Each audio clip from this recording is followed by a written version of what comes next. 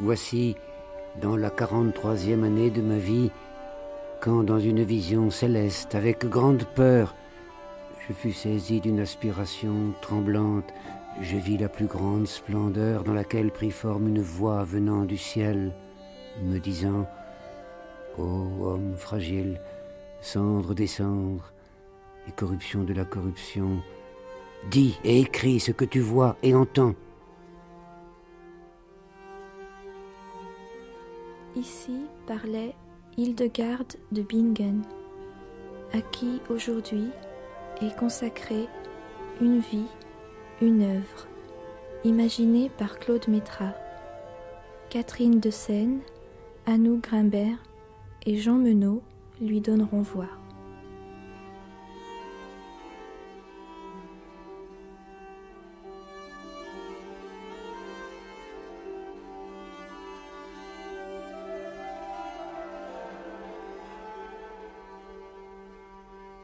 Je contemplais le centre de la région du Midi, et là j'aperçus 3 figures.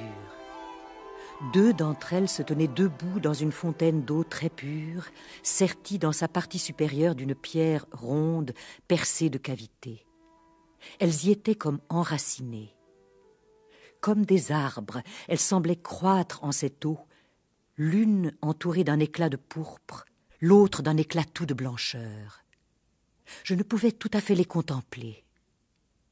La 3e figure était à l'extérieur, au-dessus de la dite pierre, vêtue de blanc, et sa face resplendissait d'une clarté telle que cette clarté forçait mon regard à se détourner.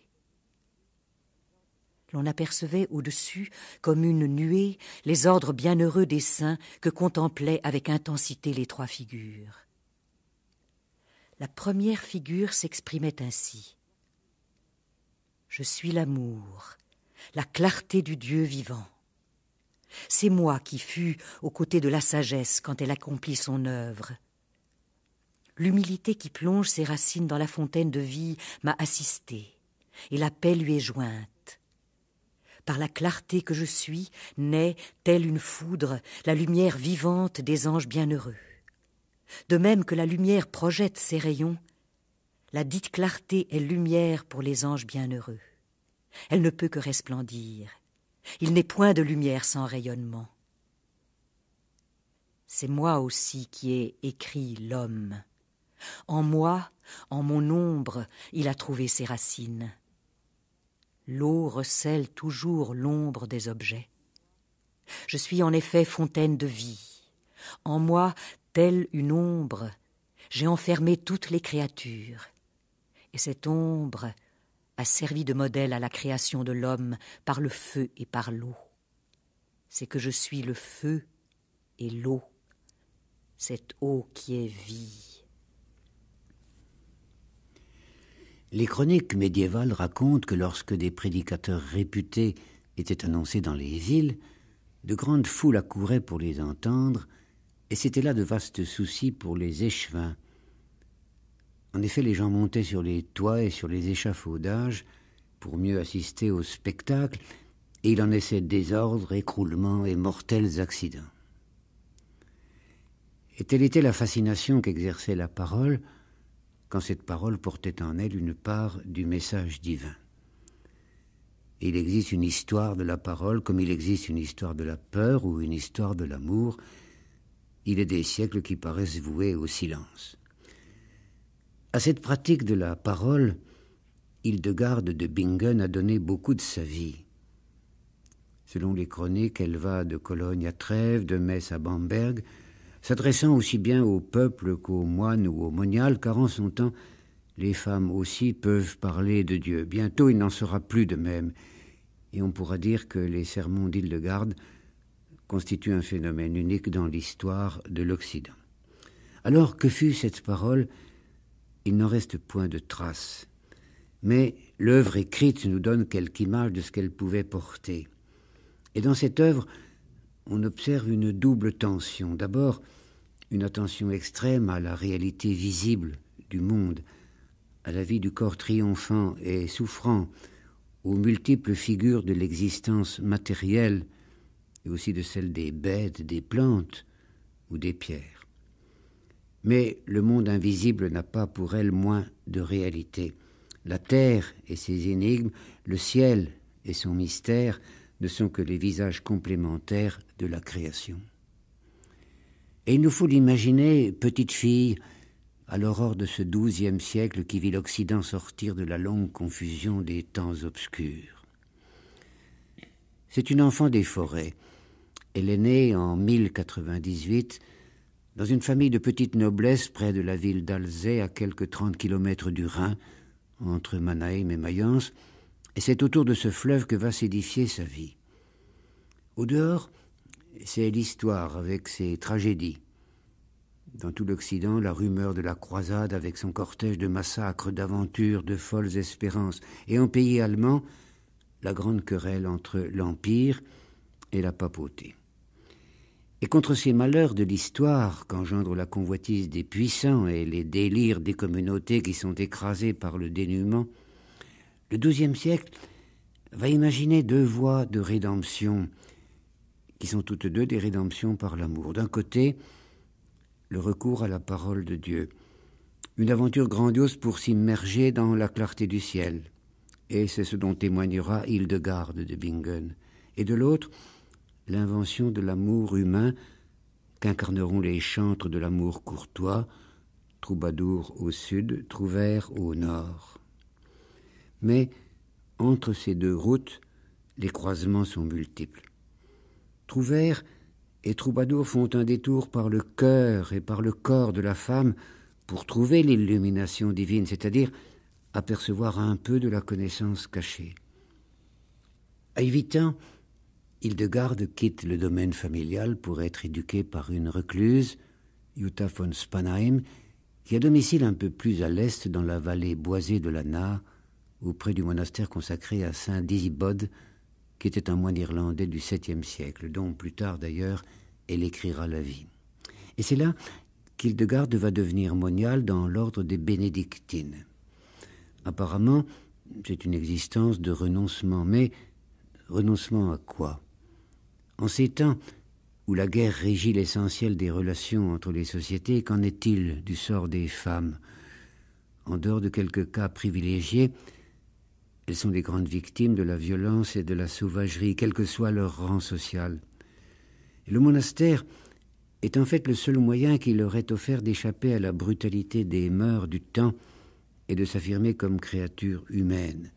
Au reste, les bénédictines ne sont point des cloîtrées vouées à la mortification et au silence. Elles vivent plutôt à la lisière du siècle, d'une vie discrète, relativement confortable, et les travaux de l'esprit ont autant de part chez elles que les travaux des champs.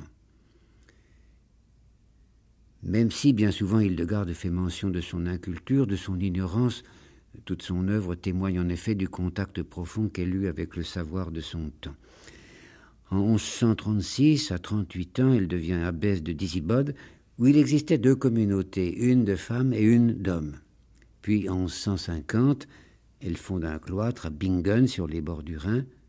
Ensuite, traversant le fleuve, en 1165, elle édifie un monastère nouveau, à Eibingen, où elle mourra en 1179. Ainsi, c'est à une bâtisseuse que nous avons ici affaire, une femme entreprenante, qui construit ses foyers où ce n'est pas seulement la foi qui est exaltée, mais aussi l'habileté et le savoir des constructeurs, pour créer des bâtiments qui soient des maisons vouées à Dieu, mais également des refuges où les corps puissent dialoguer avec les âmes. On sait qu'autour de l'an 1000, la figure du diable connut une fortune extraordinaire, comme en témoigne l'iconographie du temps. Les prédictions de l'Apocalypse hantaient les imaginations, et s'écrit alors un vaste chapitre dans la longue histoire du péché.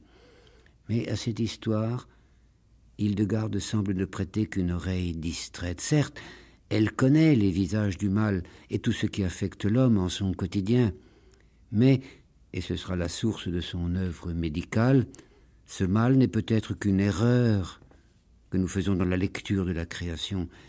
C'est une ombre mal définie dont la clarté divine, si nous savons l'appeler à notre aide, peut nous délivrer. Car, de ce corps souffrant, l'âme est la compagne fidèle. L'âme occupe le corps avec la sollicitude d'un père de famille en sa maison. Il a toujours peur de la voir se détériorer. L'âme, de même, ne cesse de craindre que l'homme ne perde la sainteté de ses désirs dont elle est l'initiatrice. Cette âme est une énergie fructifiante. Elle communique à l'homme entier son mouvement et la vie. L'homme a un vêtement, un habit tissé. L'âme revêt comme un vêtement toutes les œuvres qu'elle réalise de concert avec l'homme. Elle s'en sert de couverture, des bonnes comme des mauvaises, comme du corps qui est sa demeure. Les œuvres bonnes, quand elle aura quitté le corps, resplendiront en elle comme un vêtement entièrement décoré avec l'éclat de l'or le plus pur. Les œuvres mauvaises, elles, sentiront mauvais, comme un habit souillé d'immondices. L'âme œuvre avec l'homme, comme l'air, qui envoie ses énergies sur terre, qui rend la terre féconde, qui lui permet de produire des fruits, et qui, par le froid de l'hiver, assèche la terre entière. En elle, cependant, elle conserve la chaleur de la terre, afin d'assurer la fécondité de la terre. Ainsi, les énergies de l'âme permettent à l'enfance, à l'adolescence et à la vieillesse de réaliser et d'achever les fruits des œuvres bonnes.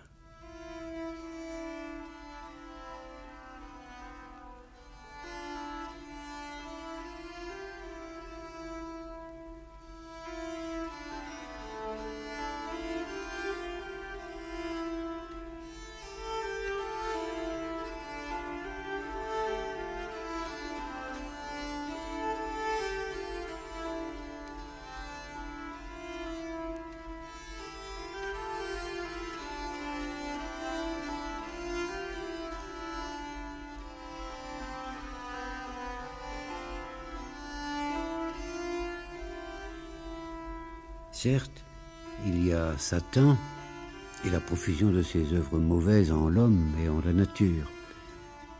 La lumière du ciel, en un sens, est comme la nôtre, fragile. Plus la beauté est étincelante, plus elle est exposée aux puissances de l'ombre. Au fond, le diable est un péché involontaire de Dieu, un péché qu'il nous faut partager. Quand Dieu créa l'homme, il le revêtit d'un habit céleste qui resplendit dans une grande gloire. Mais Satan vit la femme. Il reconnut en elle la mère dont le sein déjà abritait un grand monde possible. Par la même infamie qu'il avait détachée de Dieu, il réussit à dominer Dieu dans l'œuvre qui était la sienne. Il s'associa à cette œuvre de Dieu qu'est l'homme. Une fois la pomme mangée, la femme se sentit devenir autre. Elle donna la pomme à l'homme, et tous deux perdirent leurs vêtements célestes. Or, quand Dieu dit aussitôt « Adam, où es-tu » il signifia qu'il se souvenait toujours avoir créé l'homme à son image et à sa ressemblance, et que son désir était de l'attirer de nouveau à lui. Quand il l'eut banni dans une complaisante sollicitude, il revêtit sa nudité. À la place de son habit étincelant, il hérita d'une peau de mouton, et le paradis se mua en exil. Dieu a lié la femme à l'homme par le serment de fidélité, qui jamais ne doit être rompu. Ainsi la femme et l'homme forment une harmonie qui ressemble exactement à celle du corps et de l'âme. Au fond, Hildegarde, poète, peintre, musicienne, c'est-à-dire ce qu'on pourrait nommer une artiste absolument complète, regarde l'œuvre de Dieu comme elle regarde son œuvre propre ou celle de tous les artistes, au sens médiéval du terme, proche de l'artisanat, c'est-à-dire un effort pour donner à la création plus de lumière, plus d'intensité, plus de joie aussi. On voit bien qu'ici nous avons devant nous une image dynamique de la création, une mise en scène d'un mouvement ou d'un élan fondateur qui pousse les hommes vers leur futur encore informulé. Dieu n'est pas un modèle, c'est un guide.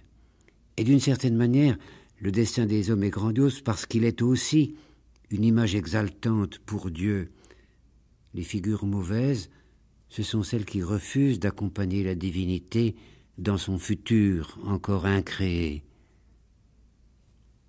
Il existait alors une innombrable cohorte d'anges qui voulaient une existence propre. Au spectacle de la splendeur de leur gloire grandiose, de leur éclatante beauté, dans leur plénitude étincelante, ils oublièrent leur Créateur. Ils n'avaient pas encore commencé la louange divine. Ils croyaient en eux-mêmes l'éclat de leur honneur si grand qu'il en serait irrésistible. Ils tentèrent donc d'assombrir l'éclat de Dieu. Or, quand ils s'aperçurent que jamais ils n'épuiseraient les merveilles de ses mystères, horrifiés, ils se détournèrent de lui. Ceux-là même qui auraient dû le glorifier, trompés par leur imagination, affirmèrent qu'ils désiraient, dans leur splendeur même, se choisir un autre Dieu. Aussi est-ce dans la ténèbre qu'ils sombrèrent, réduits à une impuissance telle qu'ils ne pouvaient agir sur une créature qu'avec la permission du Créateur. Or, Dieu avait doté le premier de tous les anges, Lucifer, à ce point de toute la plénitude de la beauté dont il avait fait don à la création, que sa cohorte entière en resplendissait. Quand il choisit le travers de la contradiction, il devint plus affreux que tout ce qui est affreux. Dans le pouvoir de sa colère, la sainte déité le précipita en effet en ce lieu même qui est dénué de toute lumière. Dieu éveilla alors une autre vie, et il la revêtit d'un corps. Cette vie, c'est l'homme. À l'homme, Dieu confia la place et l'honneur de l'ange déchu, et il le chargea de parachever la gloire de Dieu, ce que refusait le dit ange. Chaque créature humaine s'efforce ainsi, à sa manière, de nourrir et d'amplifier la lumière originelle. Non en se tenant en retrait de la vie de ce monde, non en s'isolant des existences souvent crucifiées des êtres, mais en épousant le siècle et son histoire. À son époque, et en dehors de son activité particulière d'abbesse et d'enseignement par la parole, Hildegarde se mêla très vivement au conflit qui se déploie alors dans les pays d'Empire. Sans cesse en voyage, comme le montrent ses très nombreuses lettres aux puissants du temps, elle intervient directement pour le pape contre l'empereur. Dans la longue lutte du sacerdoce et de l'Empire, elle exhorte Rome et ses papes successifs à défendre les droits du peuple chrétien. Et l'importance qu'elle prend dans la société de son temps, la puissance souveraine dont elle semble investie devant ceux qui possèdent le pouvoir et qui n'hésitent guère à en abuser, voilà qui constitue un singulier contraste avec le doute qui l'habite en face des visions dont elle est le territoire. Car la voix qui lui parle en ces visions lui a ordonné d'écrire, de livrer à la soif de ses contemporains les voyages où l'on conduit ses illuminations. Il y a 3 grands moments visionnaires qui vont s'exprimer dans 3 livres. Le Civias, c'est-à-dire connaît les voix, qui fut composé entre 1141 et 1150. Vient ensuite le livre des Mérites, qui est écrit entre 1158 et 1163, puis le 3e, le seul qui nous soit accessible ici aujourd'hui, le livre des œuvres divines, qui est écrit à partir de 1163. Et Hildegarde elle-même nous apprend comment prit naissance ce livre des œuvres divines, où sont transcrites ce qu'elle nomme les visions. C'est donc en l'an 1163 que se manifeste cette 3e tempête visionnaire dont son existence sera marquée. Les 2 premières s'étant inscrites en l'an 1141, l'autre en l'an 1159. Et entre ces 3 expériences capitales, il n'y a pas de différence considérable ni dans le message qui est livré, ni dans la manière dont le message est relaté par Hildegarde. En 1163, elle a 65 ans. Elle est riche non seulement de ces révélations qui ont traversé sa vie, mais aussi d'une longue et rigoureuse pratique de l'existence concrète de son temps. Et l'importance du livre des visions tient peut-être pour une part à ce que, dans cette édification du christianisme médiéval, la révélation annonce la métamorphose du dialogue charnel des hommes avec la divinité, c'est-à-dire le passage symbolique du monastère à la cathédrale, passage dont le XIIe siècle est le grand témoin. Le monastère, ce lieu où pratiquement depuis son enfance a vécu Hildegarde, et dont elle ne cessera de multiplier l'image à travers son activité de bâtisseuse, le monastère, tel qu'il se développe en tout l'Occident après l'an 1000, c'est d'abord une reconnaissance de la terre comme demeure de l'homme. Avant le monastère, il y a l'errance des ermites dans la forêt, ces ermites qui ne sont de nulle part et de partout, et qui dans leur solitude incarnent à leur manière le sort même du peuple des campagnes. Un peuple à peine sorti du vagabondage, menacé perpétuellement par la guerre, l'invasion, la famine ou l'épidémie. Et l'institution monastique, c'est l'ancrage des êtres humains sur un territoire, la quête passionnée d'un échange avec cette terre inféconde qui va être transformée en terre fertile et nourricière.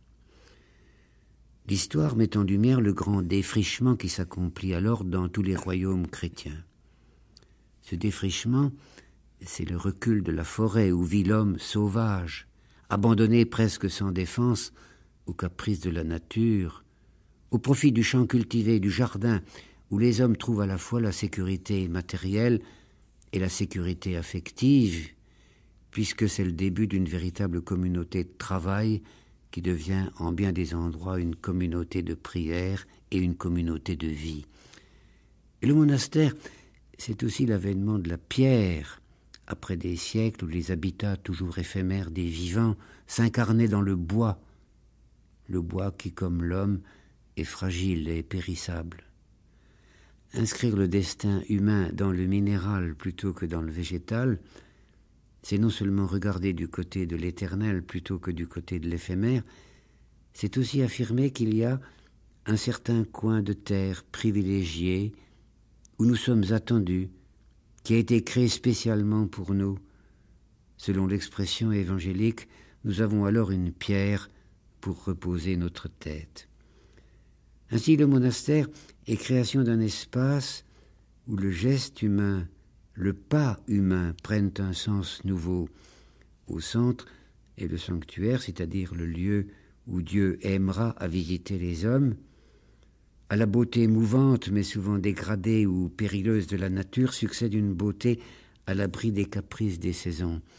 Il s'agit de fonder l'harmonie du monde, d'en donner une figuration proprement humaine. La nudité des murs, la régularité des édifices, la solidité de la construction, ce sont autant d'éléments qui permettent aux hommes de regarder leur propre création comme une suite de la création divine. Mais ce monastère, foyer de paix et de prière, est voué très tôt aux tâches de l'esprit. Les Irlandais avaient montré le chemin les premiers en édifiant ces grands ensembles où moines et scribes recopiaient les manuscrits venus d'Égypte, de Grèce ou de Rome. C'est là un vaste rassemblement de tout le savoir humain patiemment accumulé tout au long des millénaires par des cœurs assoiffés d'absolu.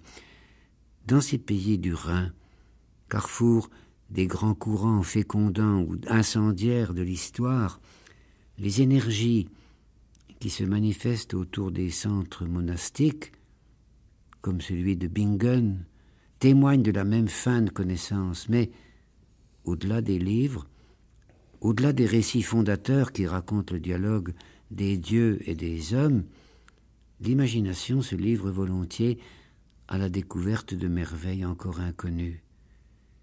Les textes disent la splendeur de la création,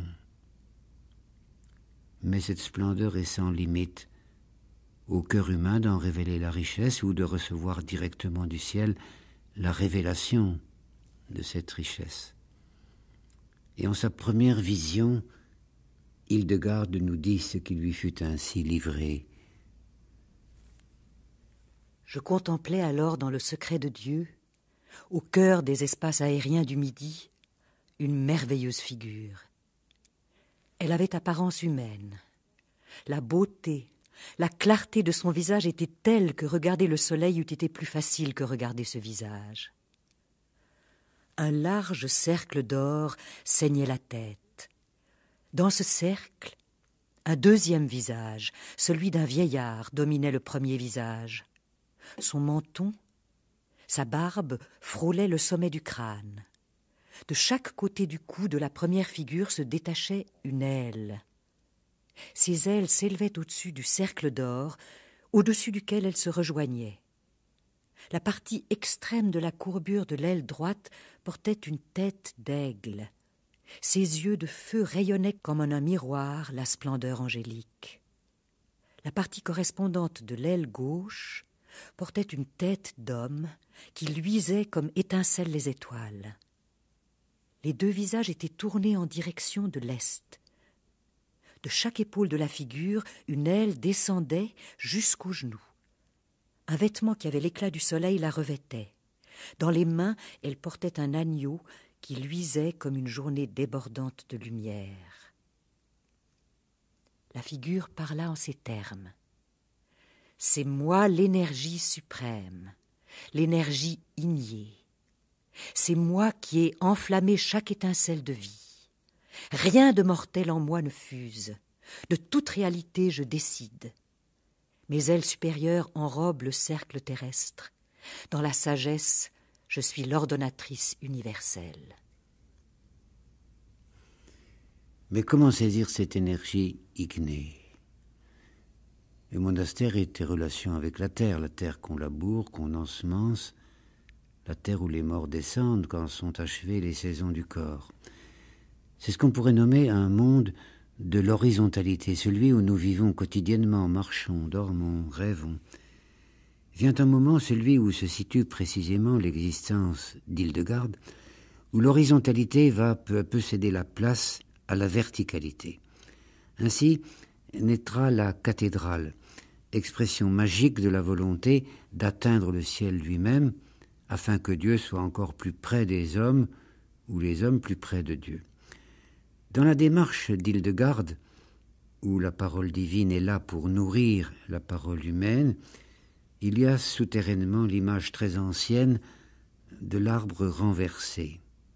Au commencement, au cœur du jardin du paradis, il y avait l'arbre de la vie, qui était aussi, dit-on, l'arbre de la connaissance.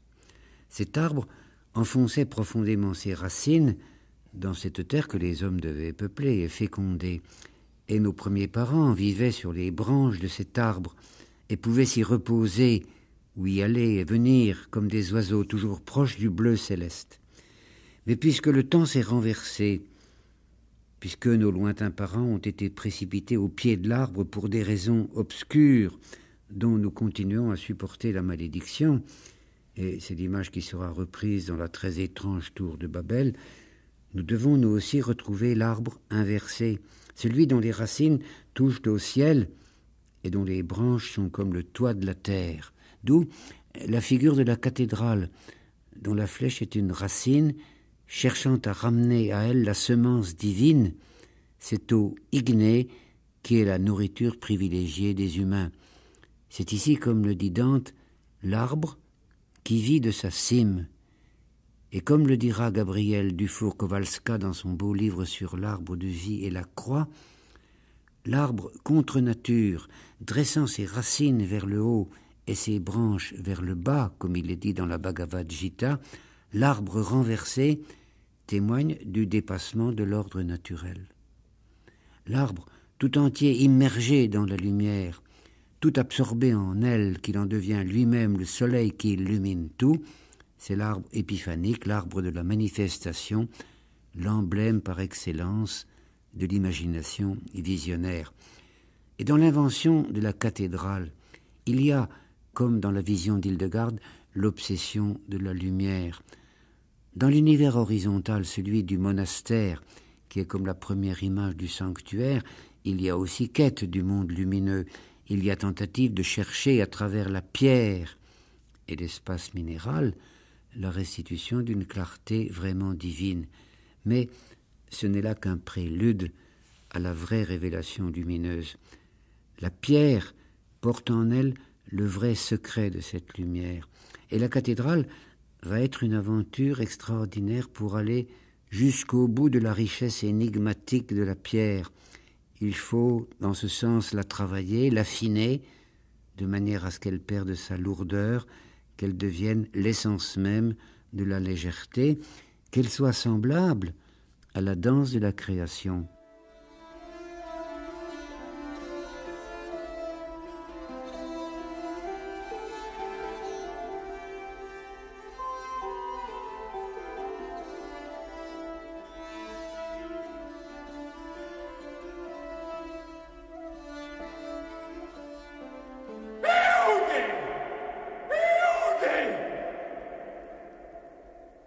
Quis est tantus timor? Et quis est tantus amor? Ubi est pugnator? Et ubi est remunerator? Vos nestitis quid collitis? Tu autem exterri tu es persum ubice, quia in frontu superior versus es ingit. La cathédrale est ainsi la manifestation extérieure de cet élan lumineux. La vision en est la manifestation intérieure. L'être humain devient ce lieu où la clarté divine s'épanouit, une clarté qui ne doit rien à notre perspective ordinaire, liée à l'image que nous avons du jour et de la nuit. Là, le blanc et le noir sont des éléments complémentaires d'une même illumination, et la poésie comme la mystique ne cesseront de mêler d'une manière indissociable la grande lueur solaire et la profondeur de la nuit, car la nuit aussi est un soleil, et le vrai soleil, celui des alchimistes, est noir. Et de même que le soleil diurne et la nuit sont les faces d'une même réalité, de même, en l'être humain, le corps et l'âme sont les forces indissociables de notre existence profonde. Chez Hildegard s'affirme une sacralisation fascinée de la matière, et c'est là un thème que l'on retrouve souvent dans la tradition orthodoxe. Cette matière, la face visible de la création, nous en avons connaissance par nos sens. Ces sens sont les messagers qui apportent jusqu'à nous la parole divine. Si la matière est d'une manière ou d'une autre profanée, si nous ne sentons plus en elle le souffle du divin, c'est que nos sens ont perdu leur vocation première. Nous les avons laissés s'user ou s'étioler, en sorte qu'ils ne savent plus voir l'invisible qui se cache derrière le visible. Car il existe, et ce sont les sens qui nous le révèlent, une singulière correspondance entre tous les éléments qui nous constituent. Et Hildegard va construire toute une typologie signifiante du corps, ce corps qui est la maison de l'âme. Le sommet du crâne correspond au début de l'œuvre de l'âme qui dispose et qui ordonne par le mouvement circulaire de la raison toute l'œuvre humaine. Et cette âme, en tant que sommet, discerne dans le corps tout ce que ce dernier réclame et désire. Elle le réalise par les 4 degrés ascendants et descendants que sont la vue, l'ouïe, l'odorat et le goût. Et grâce à ces degrés, elle comprend et elle perçoit les créatures. Ainsi, son récipient charnel s'étend en même temps qu'elle vers les créatures, et sa volonté propre les attire à soi. Aux côtés donc de la créature qui se développe, l'âme vole comme l'air pour accomplir tous les désirs du corps. Connaissant le nom des créatures et en conformité avec le corps, elle développe à leur égard amour ou haine.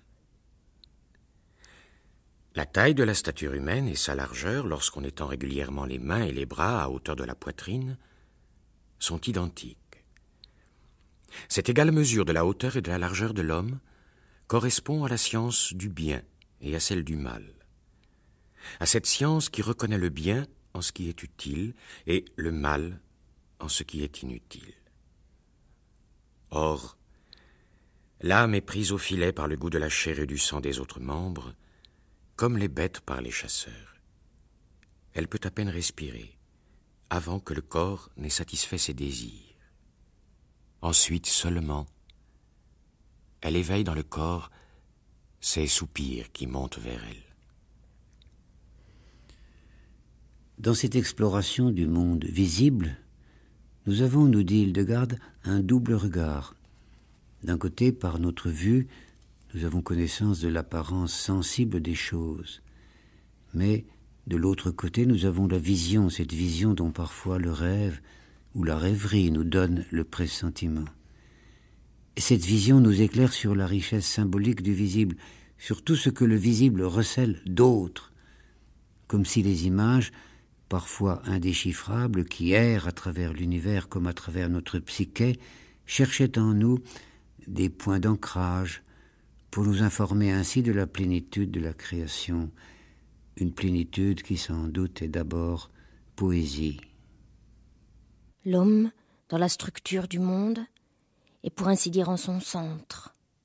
Il a plus de puissance que les autres créatures qui demeurent cependant dans la même structure. S'il est petit de stature, il est grand de par l'énergie de l'âme. La tête levée et les pieds bien calés, il est capable de mouvoir les éléments d'en haut comme ceux d'en bas. Les œuvres de ses deux mains pénètrent le tout, parce qu'il a, par l'énergie de l'homme intérieur, la possibilité de mettre ce pouvoir en œuvre. Le corps est plus grand que le cœur. Les énergies de l'âme dépassent en puissance celles du corps. Le cœur est caché au fond du corps.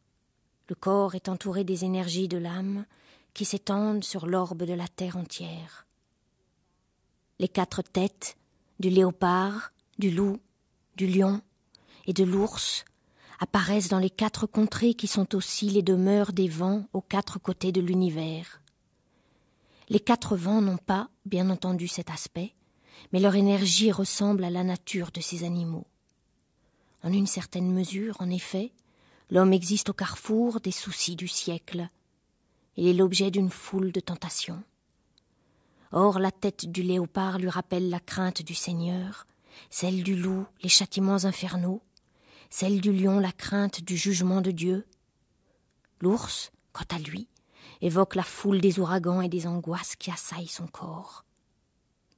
Toutes ces têtes projettent leur souffle sur la roue en direction de la figure humaine. Les vents, en effet, tempèrent le monde de leur souffle. Leur ministère préserve le salut de l'homme. S'il n'était pas vivifié par ces souffles, le monde ne pourrait survivre, ni l'homme vivre. Découvertes sensuelles et voyages visionnaires se nourrissant l'un et l'autre, l'esprit de l'homme est ainsi propre à découvrir les vertus et les maux cachés de tout ce qui l'entoure. Et c'est ce qui dirige toute la quête médicale d'Hildegarde. Certes, aujourd'hui, sa perspective sur les thérapies naturelles nous conduirait peut-être à la placer à la source de certaines recettes magiques qui allaient au Moyen-Âge connaître une grande fortune à travers le grand ou le petit Albert. Mais, en réalité, ce qui mène Hildegarde, comme plus tard Paracelse, c'est aussi une vive curiosité vis-à-vis du savoir populaire. Le mal n'intéresse guère Hildegarde, et pas plus que le mal les sorcières ou les magiciens noirs qu'on verra proliférer plus tard.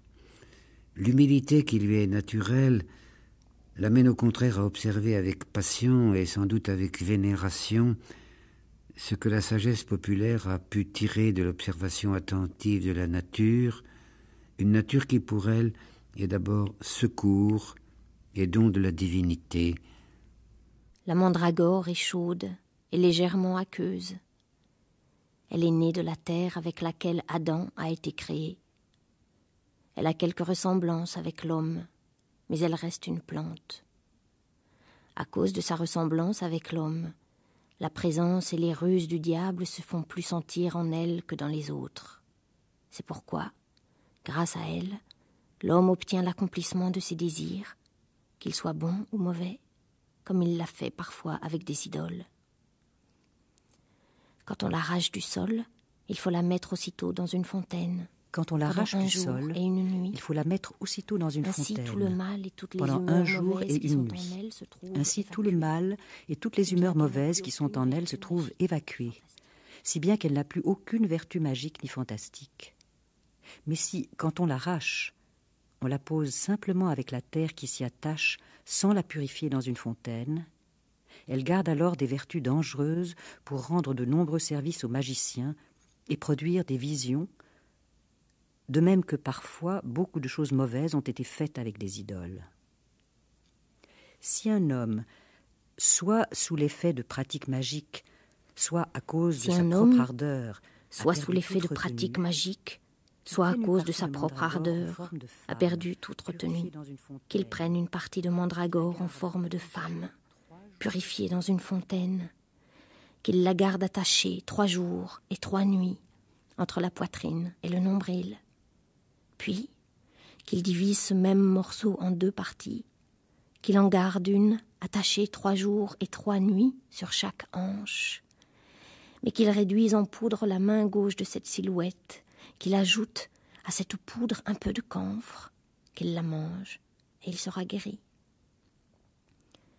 Si c'est une femme qui éprouve les mêmes ardeurs en son corps, si qu'elle c'est une prenne entre femme sa qui éprouve poitrine les et mêmes son ardeurs en nombril son une corps, plante en forme de qu'elle mâle, prenne entre sa poitrine et son nombril fasse une avec plante elle en forme de ce qui a été mâle, indiqué plus et qu'elle fasse avec elle ce qui a été indiqué mais plus qu'elle haut, réduise en poudre la main mais droite. qu'elle réduise en poudre la main droite de cette silhouette, qu'elle ajoute un peu de camphre, qu'elle mange de cette poudre, comme il est dit plus haut, et l'ardeur s'éteindra en elle. La silhouette en forme de mâle donne des médicaments plus énergiques que celle qui a une forme de femelle, car le mâle est La plus silhouette fort que en la forme de femelle. mâle donne des médicaments Et si plus quelqu'un énergiques est par que celle qui a une tempérament forme de triste femelle, et toujours dans le chagrin, car le mâle est plus fort qui a que la toujours le cœur femelle. dans la peine et la douleur, Et si quelqu'un est, recueille de la par mandragore tempérament, qu'on arrache. toujours triste et toujours dans le chagrin, et a toujours le cœur dans la peine et la douleur, qu'il recueille de la mandragore quand on l'arrache, qu'il la mette dans une fontaine, un jour et une nuit.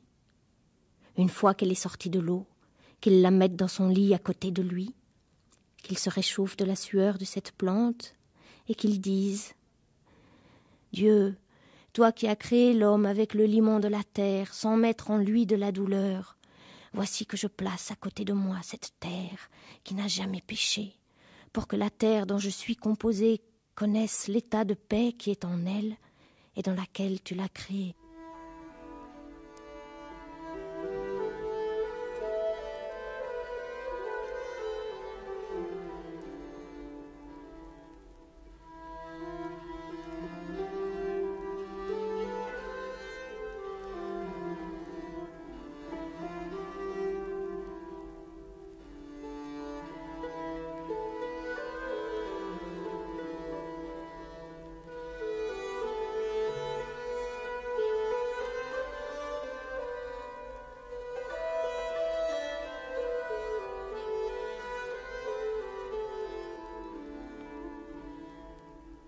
C'est un grand mystère que celui de ces natures visionnaires dont les révélations jalonnent l'histoire de l'esprit humain.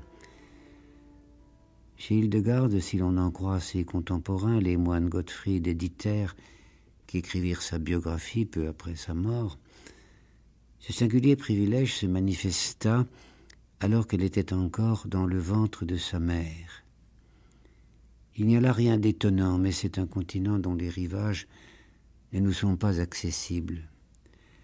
Peut-être d'ailleurs chacun d'entre nous, en ce temps qui préluda à notre naissance, fut-il le territoire d'étranges plongées dans le cœur des mystères. Parfois, dans notre vie adulte, nous reviennent des images qui ne semblent pas participer de notre temps humain, mais paraissent appartenir depuis longtemps à notre être profond comme les traces vivantes d'un séjour que nous aurions fait voici bien longtemps, en un lieu comme hors de cet espace terrestre. Mais ce qui est significatif dans l'univers visionnaire de Hildegarde, c'est que son évocation de la lumière n'est pas sans rappeler le destin de l'enfant à l'intérieur de la mère. Apparemment, le ventre maternel est lieu d'obscurité, comme la nuit qu'évoque Hildegarde. Et cependant, dans cette ténèbre, le petit semble entouré d'une aura tout à fait lumineuse, comme s'il participait de ce qu'Henri Corbin, à propos des mystiques persans, nomme le corps de résurrection. Cette révélation de l'en-deçà de la vie, bien loin de s'estomper avec l'entrée dans le monde, va réapparaître dès l'enfance comme Hildegarde l'écrira elle-même. Elle dira « Moi, misérable, et plus que misérable en ma condition de femme, j'ai contemplé dans mon enfance de grandes merveilles que ma langue ne pourrait exprimer si l'Esprit de Dieu ne m'apprenait à croire. » Et en fait, bien des êtres humains connaissent ici ou là des fragments de révélation. Parfois, ils se manifestent insaisissables ou mal figurés à l'intérieur du rêve. Mais chez les grands visionnaires, il est souvent question d'une force inconnue, d'une parole étrangère qui lentement ou brusquement s'empare de l'être tout entier. Évoquant ces moments où Dieu parle en elle, Hildegarde évoque la profonde détresse qui l'envahit avant la révélation. Comme le souligne son traducteur et préfacier Bernard Gorsex, de cette détresse elle multiplie les manifestations, insécurité congénitale. Je n'ai jamais connu, dit-elle à Bernard de Clairvaux, une seule heure de tranquillité, angoisse permanente, je suis continuellement empli d'une crainte qui me fait trembler, détresse psychologique qui déteint bien entendu sur la physiologie depuis l'enfance, faiblesse, maladie et infirmité accablent notre monial. Elle dit elle-même qu'elle est comme calcinée par tant de souffrances physiques si cruelles, et elle ajoute « Te voilà encore une fois transpercée par le flot de l'abysse des mystères de Dieu. » Mais, au-delà de ce déchirement de l'âme et du corps, la vision est comme une rosée, un rafraîchissement qui l'arrache à la maladie et à la mort. Alors viennent les multiples figures de la lumière. Elle dira « La lumière que je contemple n'est pas liée à l'espace, elle est beaucoup, beaucoup plus vive qu'une nuée porteuse de soleil. Je ne puis en déceler ni la hauteur, ni la longueur, ni la largeur. » Et elle ajoutera « Les paroles en cette vision n'ont pas le timbre de la voix humaine. Elles sont comme une flamme qui lance des éclairs, comme un nuage qui évolue dans la pureté de l'éther. Je ne puis reconnaître la forme de cette lumière, l'on ne peut sans dommage contempler le disque du soleil. Et c'est une lumière qui dissimule ce que nous, humains, nous appelons la lumière. Parfois, les deux sont côte à côte. Et, dit Hildegarde, en cette lumière, je vois, mais point souvent, une autre lumière qu'on me dit être la lumière de la vie. Je ne puis dire quand et comment je la contemple, mais tant que je la contemple, toute tristesse et toute angoisse me quittent. Je me sens comme une toute jeune fille naïve, point comme une vieille femme. Et dans cette extase visionnaire se rencontrent deux visages complémentaires que Rudolf Otto, dans son essai sur le sacré, nomme l'effroi et la fascination, le tremendum et le fascinandum. Il y a là une grande solitude devant ce que Jacob Böhm appelle Mysterium Magnum, le grand mystère, ce territoire que nul ne peut nommer ni décrire, mais qu'à travers la vision, le cœur peut partager. L'effroi, c'est ce qui nous laisse absolument sans défense, le sentiment de nous trouver devant une force si étrangère, si impénétrable, que notre existence elle-même paraît être néant. Et la fascination, c'est la reconnaissance de la beauté et de la plénitude absolue qui, de temps à autre, se manifeste dans la création. Chez Hildegarde, cette rencontre du terrible et du fascinant conduit à ce que les uns nomment l'admirable, d'autres le magique, d'autres le lumineux, et qui n'est rien d'autre sans doute que ce que cherchait William Blake, c'est-à-dire le secret poétique du monde. Et c'est parce qu'il est poète que Dieu est fondateur. Et les images livrées par les visions sont celles dont nous avons besoin pour être nous aussi vivants, c'est-à-dire poète. Je vis, proche du coin septentrional, tourné vers l'est, une figure dont le visage et les pieds rayonnaient d'un tel éclat que mes yeux en étaient éblouis. Sur sa robe de soie blanche, elle portait un manteau vert, richement orné des gemmes les plus diverses. À ses oreilles, un pendentif, un collier sur la poitrine, aux bras des anneaux, des bijoux d'or fin sertis de gemmes. Mais au centre de la région du septentrion, j'aperçus une seconde figure. Étrange apparition, dressée. À la place de la tête, une splendeur qui m'éblouissait. Au centre de son ventre, on voyait la tête d'un homme aux cheveux gris, barbu. Ses pieds ressemblaient à des griffes de lion. Elle portait 6 ailes. 2 partaient des épaules, remontaient, partaient vers l'arrière pour se rejoindre, et elle recouvrait, pour ainsi dire, cette splendeur que nous avons évoquée. 2 autres ailes, fixées également à l'épaule, retombaient sur la nuque. Les 2 dernières descendaient de la hanche jusqu'au talon. Ces ailes se levaient parfois comme si elles voulaient se déployer pour permettre le vol. Tout le corps de la figure était recouvert non pas de plumes, mais d'écailles, comme un poisson. Quant aux ailes de la nuque, elles portaient 5 miroirs. Et j'entendis, venue du ciel, une voix qui s'adressait à moi en ces termes. La figure que tu aperçois ici, près de l'angle du septentrion, là où s'achève la sottise et où se lève la justice, c'est la sagesse de la vraie béatitude. Son commencement et son terme dépassent l'entendement de l'homme, car sa même lumineuse prescience en regarde et en prévoit le début et la fin. Sa robe de soie blanche, c'est le Fils de Dieu, qui s'incarne dans la virginale beauté et qui étreint l'homme de la blancheur et de la suavité de son amour. Les modalités inconnues à l'homme, seule la divinité les connaît. Si le manteau est vert, orné de pierres précieuses, c'est que la sagesse ne rejette pas ces créatures extérieures dont l'esprit meurt avec la chair. Créatures terrestres, aériennes, qui rampent ou qui nagent. Elle les fait croître, elle les préserve, car elle protège l'homme de l'esclavage en assurant sa nourriture. L'âme est le reflet de cette splendeur céleste, elle est comme un pont entre le visible et l'invisible. Elle tient au visible par de multiples liens qui protègent notre existence du dessèchement.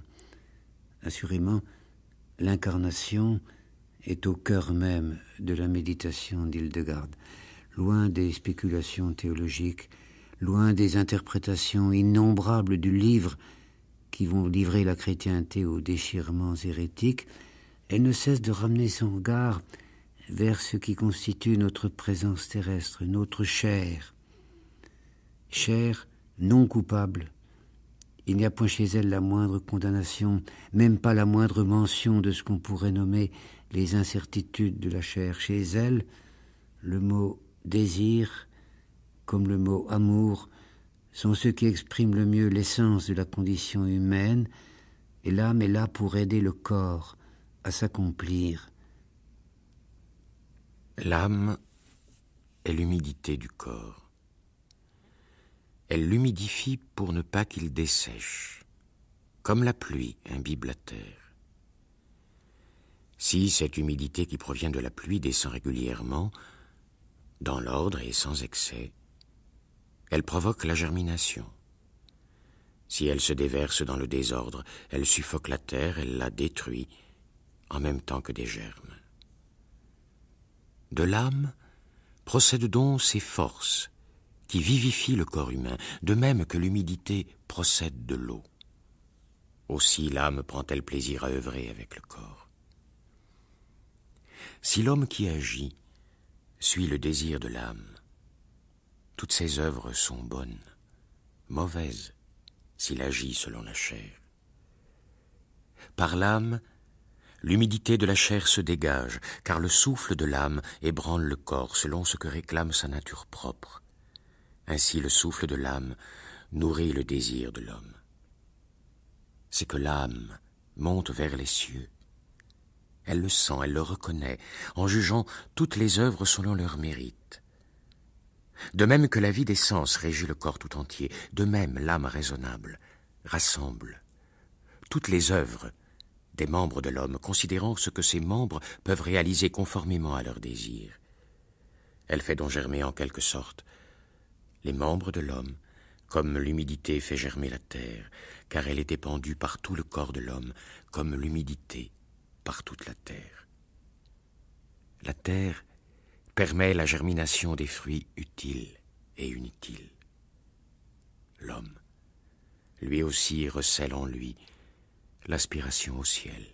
Si Hildegarde s'attache avec tant de vigilance aux sens et à l'exercice des sens, c'est parce qu'ils sont les instruments nécessaires mais non suffisants de la connaissance de l'absolu. Les sens, tels que nous en avons usage d'ordinaire, nous donnent relation avec le visible.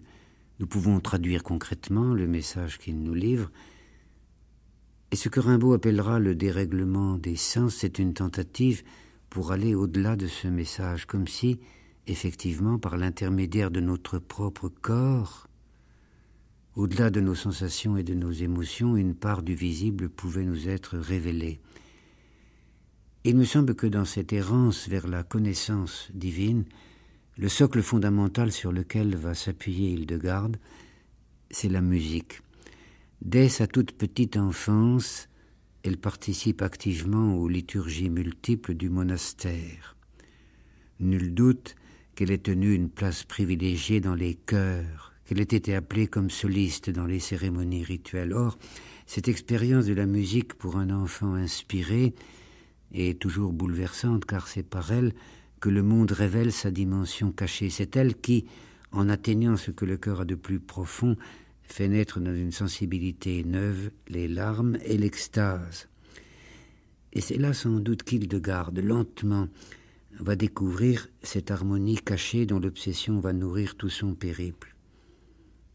Au commencement était le Verbe, et le texte de Jean va éclairer très précocement sa contemplation. Il y a des enfants chez qui la musique conduit à une rêverie vague, qui nourrira les nostalgies de l'adolescence et de la maturité. Et il en est d'autres, et c'est sans doute le cas d'Hildegarde, où la musique amène un flux d'images somptueuses, à la fois fantastiques et provocantes, à travers lesquelles l'esprit cherche à donner non seulement un sens, mais aussi une organisation à son propre cœur. Organisation qui trouve son double dans la pratique même de la musique, où les voix, les instruments et les divers modes de lecture interviennent d'une manière qui ne laisse rien au hasard. Et les compositions musicales d'Hildegarde, qui sont heureusement maintenant offertes à notre curiosité, montrent combien cette rigueur de l'esprit est comme une mise en place de l'imaginaire dont l'absence de rigueur nous expose à de grands dangers. On sent bien à quel point cette musique est aux yeux d'Hildegarde la souveraine protectrice de l'âme. On pourrait dire, en utilisant le vocabulaire d'aujourd'hui, une thérapie pour tous les désordres auxquels notre esprit est exposé. Faire parler la musique du monde, telle qu'elle s'exprime non seulement dans les chœurs imaginés des anges, mais aussi dans les merveilles de la vie naturelle, c'est l'objet de l'immense recherche d'Hildegarde. Car cette visionnaire est aussi une encyclopédiste, une des premières à tenter de rassembler le savoir dispersé de son époque, et ce sera l'objet de 2 traités qu'elle rédigera vers 1150. Le premier, Causae et Curae, traite des causes et des traitements des maladies, et le second, Physica, s'occupe de l'être intérieur des différentes natures de la création. Ainsi en parle-t-elle du moins.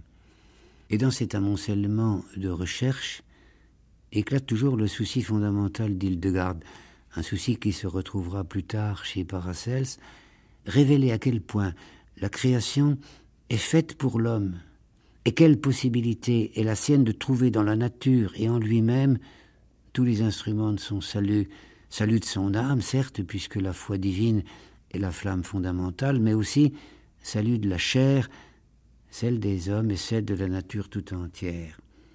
Car ce qui va constituer la toile de fond de cette œuvre fondée sur la révélation, c'est un prodigieux amour de la vie.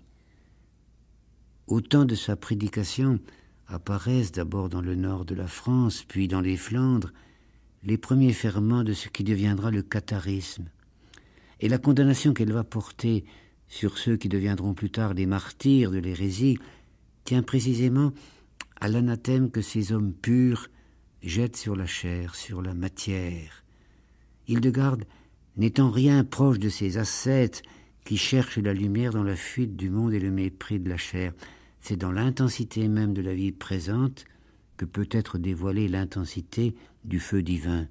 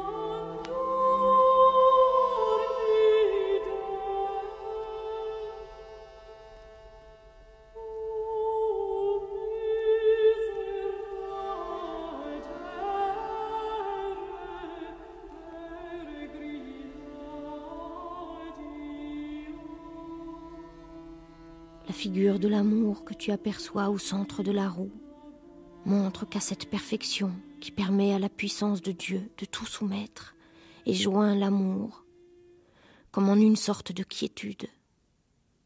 C'est que l'amour accomplit la volonté de Dieu tout entière. Si l'amour revêt différentes parures, c'est que ces parures sont aussi nombreuses que les vertus qui œuvrent dans l'homme. L'amour est la source de tout bien. Le visage de la figure à l'éclat du soleil, pour indiquer que l'homme doit diriger vers le vrai soleil toutes les bonnes intentions de son cœur. Sa tunique est de pourpre. L'homme qui se fait un vêtement du cœur même de la miséricorde aide autant qu'il le peut toute personne qui s'adresse à lui. Le collier d'or serti de pierres précieuses signale que l'homme qui s'impose le joug de la soumission l'orne de vertus bienheureuses. Il s'humilie totalement, il montre véritablement qu'il est réellement soumis à Dieu, comme le Fils de Dieu qui, jusqu'à la mort de son corps, obéit en tout à son Père. Si ses sandales ont l'éclat de la foudre, c'est que toutes les voies que suit l'homme sont dans la lumière de la vérité, afin que l'homme suive les traces de Christ, afin qu'il demeure pour les autres un exemple de rectitude et de fidélité. Après toutes les créatures, Dieu créa l'homme, afin que l'homme n'eût aucun manque à subir une fois formé. Il donna à l'homme la lumière de l'esprit vivant. Il le consolida merveilleusement des deux modes particuliers, afin qu'il fût feu et flamme. Le feu dans l'âme et dans la raison, cette flamme qui jaillit du feu. La flamme de la raison sait où elle doit opérer après le baiser de la grâce. Au-delà de notre propre corps, c'est le corps du monde tout entier qui est notre compagnon dans l'ascension vers la lumière. Et il n'est point jusqu'au temps lui-même, avec ses saisons et ses mois, qui ne soient liés intimement au destin humain. Ici, c'est une vaste lecture symbolique de ce qui constitue le cadre obligé de notre existence ordinaire, mais cette symbolique du temps n'est assurément pas une prison. À chacun, semble nous murmurer Hildegarde, de choisir sa propre saison, qui est la saison du cœur, puisque le temps aussi est amour. Dieu a consigné dans l'homme toutes les créatures. Il a aussi reproduit en lui l'ordre des différents moments de l'année. L'été correspond à l'homme éveillé, l'hiver à l'homme qui dort. L'hiver renferme en lui ce que l'été profère dans la joie. Le sommeil réconforte le dormeur pour qu'il soit rapidement apte à certaines œuvres quand ses énergies s'éveillent. Il a donc distingué en lui les mois, discernant les qualités et les vertus. Le mois de janvier est humide et froid. Il correspond au cerveau, à l'enfance, à l'innocence souvent menacée. Le mois de février est le mois de l'humidité. Il correspond aux yeux, à la purification souvent entravée par le péché. Le mois de mars est un mois troublé. Il correspond aux oreilles, à la première jeunesse, au repentir qui suit le mensonge et la tristesse. Le mois d'avril est lui aussi ambigu. Mais les intempéries ne peuvent entraver la croissance de la végétation. Il correspond au nez. Le mois de mai est le mois de la douceur et de la fécondité. C'est le triomphe du sens de la vue. Le mois de juin est sec. Il correspond aux épaules. Le mois de juillet voit le triomphe des énergies. Il correspond aux bras. L'homme accomplit son œuvre dans la foi, comme la nature produit ses fruits. Le mois d'août correspond aux mains. L'âme finit par atteindre Dieu dans l'ardeur du plein soleil. Quand Dieu considéra l'homme, il lui plut beaucoup. Ne l'avait-il pas créé à sa ressemblance et selon la texture de son image ? À l'homme de proclamer par l'instrument de sa voix de raison la totalité des merveilles divines. C'est que l'homme est la totalité de l'œuvre divine, et Dieu est connu par l'homme puisque Dieu a créé par lui toutes les créatures, et puisqu'il lui a accordé dans le baiser du véritable amour et par la raison de le célébrer et de le louer. Mais il manquait à l'homme une aide qui lui ressemblât. Dieu lui donna cette aide dans le miroir qu'est la femme. Celle-ci recéla ainsi tout le genre humain qui devait se développer dans l'énergie de la force divine. En cette énergie, il avait produit le premier homme. Aussi, hommes et femmes se joignent-ils pour accomplir mutuellement leur œuvre, car l'homme sans la femme ne serait pas reconnu comme tel, et réciproquement. La femme est l'œuvre de l'homme l'instrument de la consolation féminine, et les deux ne peuvent vivre séparés.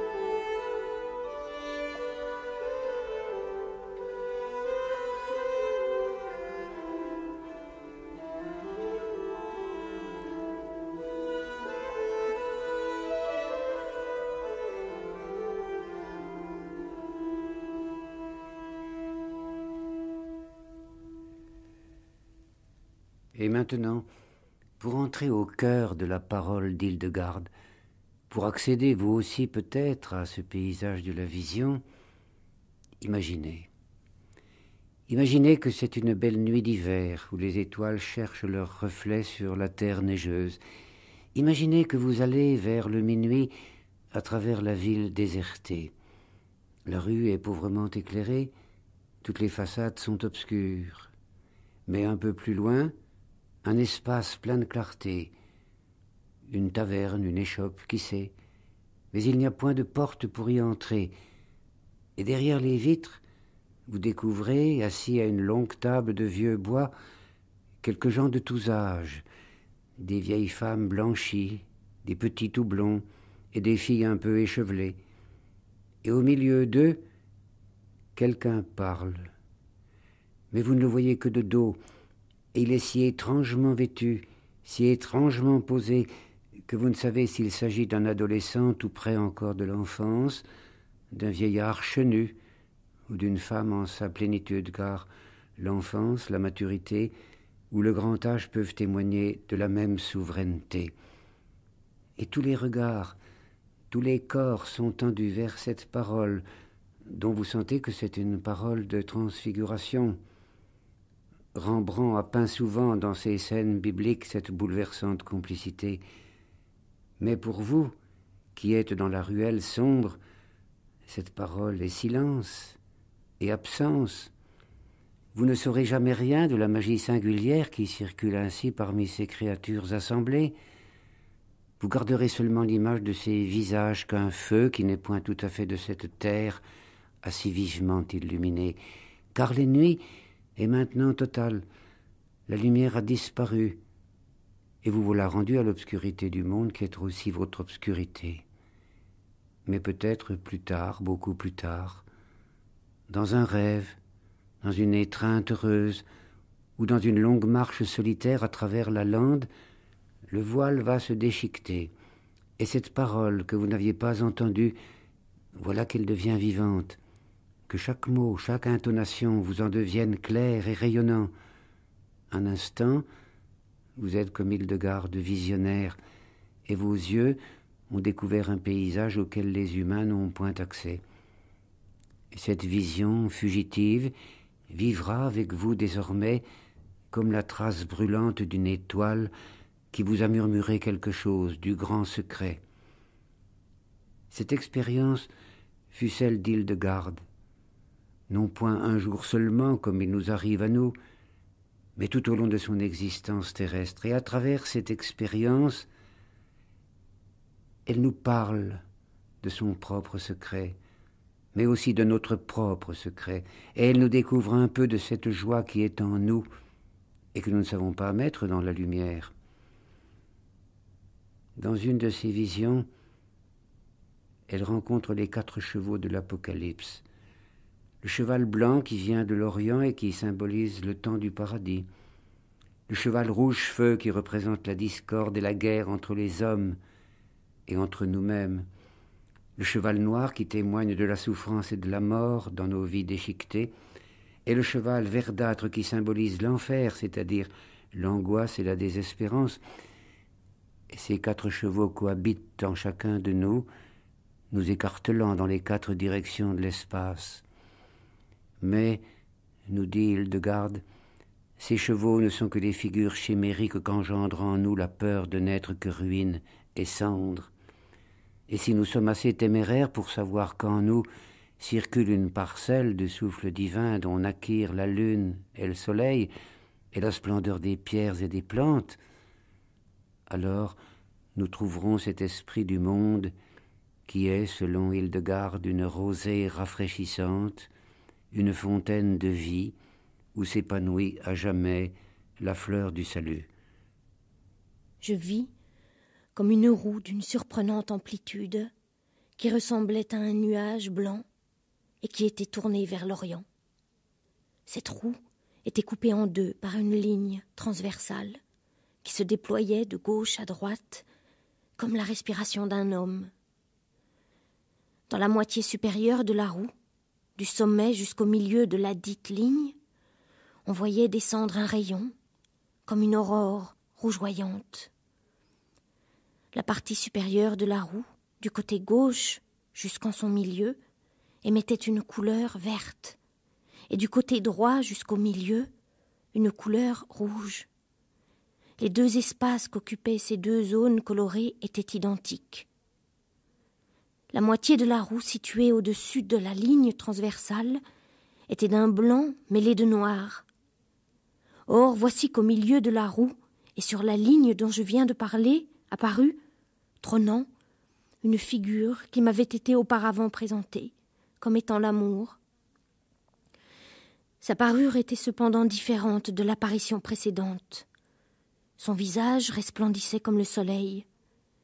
Ses habits avaient la splendeur de la pourpre, et elle portait un collier d'or orné de pierres précieuses. Ses sandales avaient l'éclat de l'éclair. À la hauteur du visage, elle tenait une tablette qui brillait comme du cristal. Cette tablette portait l'inscription suivante. Je me manifesterai dans la beauté, tel l'argent, car la divinité, qui ignore le commencement, possède une grande clarté. Mais tout ce qui a un commencement connaît des contradictions angoissées et ne peut saisir les secrets de Dieu en pleine connaissance. Hoc audiant et intelligant omnes populi, qui regnum Dei in regeneratione spiritus et aquae intrare volunt, secundum quod eis in sancti scripturis perdonum, spiritus sancti propositum est. Sed qui vigilantibus oculis videt, et attentis auribus audit, hic mysticis verbis meis, quae de me vivente emanant, osculum amplexionis previat.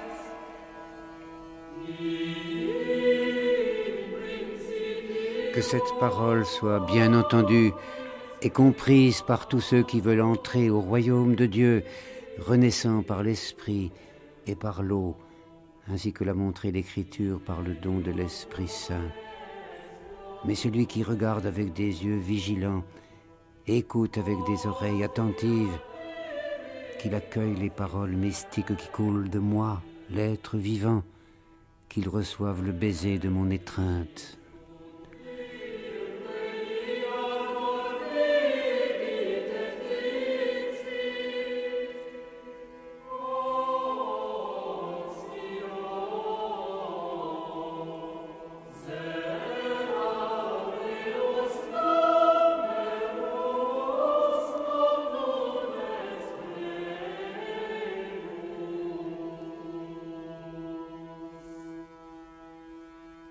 Oh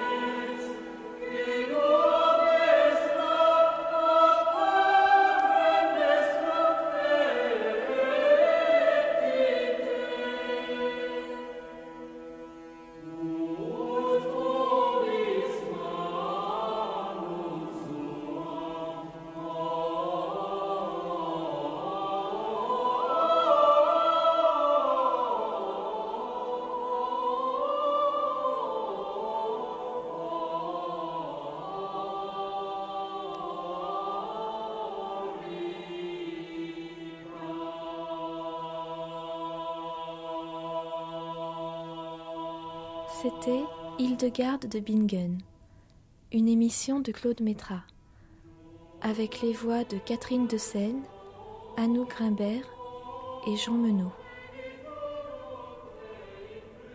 Prise de son et mixage, Pascal Bénard, Nathalie Fado. Réalisation, Claude Guerre.